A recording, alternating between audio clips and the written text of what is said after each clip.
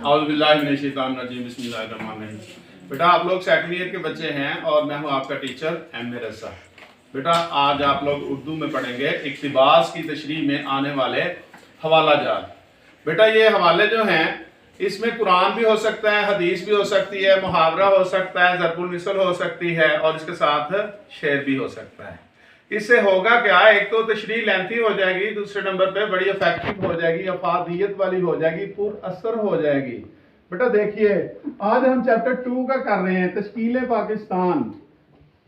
पहले नंबर पे, कोई बला आसमान से ऐसी नहीं उतरी जिसने जमीन पर पहुंचने से पहले किसी मुसलमान का घर ना ढूंढा हो। ये किसने कहा? सर सैयद अहमद खान ने। ब्रैकेट में आपने इसको लिख दिया।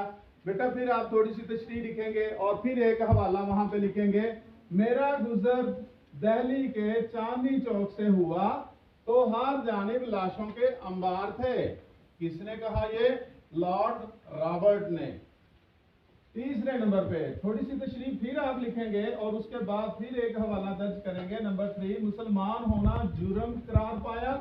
मुसलमानों की जायदादें और जागीरें हिंदुओं और सिखों में तकसीम कर दी गई। किसने कहा?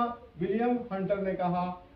फिर थोड़ी सी तशरीह लिखेंगे। फिर अगला हवाला, जिस वक्त पूरी कौम मायूसी में डूबी हुई थी सर सैयद ने उन्हें उम्मीद की राह दिखाई। किसने कहा? ये कहा था सर सैयद अहमद खान ने। बेटा किसने कहा? सर सैयद मौलाना हाली ने। मौलाना हाली ने ये बात कही थी।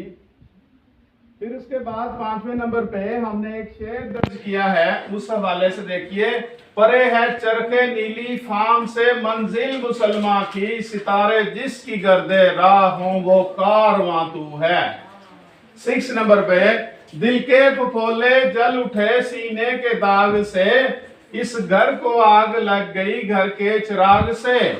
आखिरी बेटा जो हवाला आप लिखेंगे, जब मुसलमान कामयाब हो गए इस सबक के मुताबिक, फिर क्या हुआ? वो कौन सा अक़दा है जो वाह हो नहीं सकता, वो कौन सा अक़दा है जो वाह हो नहीं सकता, हिम्मत करे इंसान तो क्या हो नहीं सकता।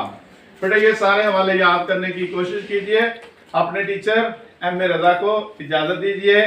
मेरा YouTube channel Urdu with M A Raza